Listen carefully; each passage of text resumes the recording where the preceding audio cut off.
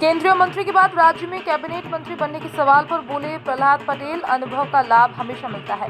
निजी यात्रा पर इंदौर आए पटेल बोले, लोकसभा में हम 28 सीट जीते हैं, अब हमें सभी 29 सीट जीतना है। कहा, राहुल की साख खत्म हो गई, कोई उपक्रम काम नहीं आएगा। स्वामी प्रसाद मौर्य के बयान पर बोले, इस तरह मजाक उड़ाने की इजाजत नहीं दी जा सकती।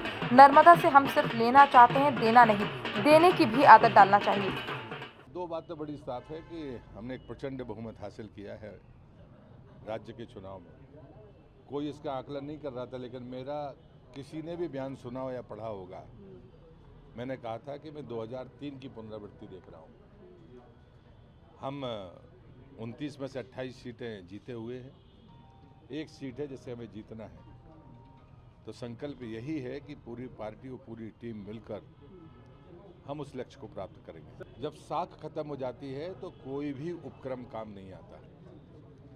बात होती है भरोसे की, और वो भरोसा मोदी जी के नेतृत्व में दुनिया मान रही है। मतलब मैं भारतीय जनता पार्टी है, देश की जनता का तो हृदय से आभारी हूँ ही।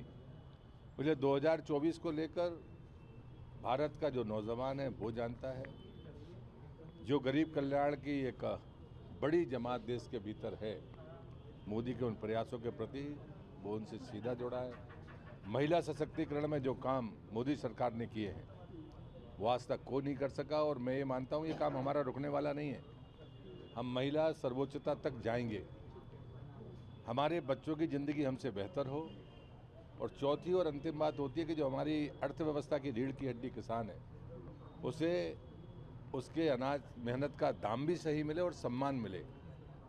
ये चीज़ें हैं जो हमें हमारे सामने विज़न के रूप में है।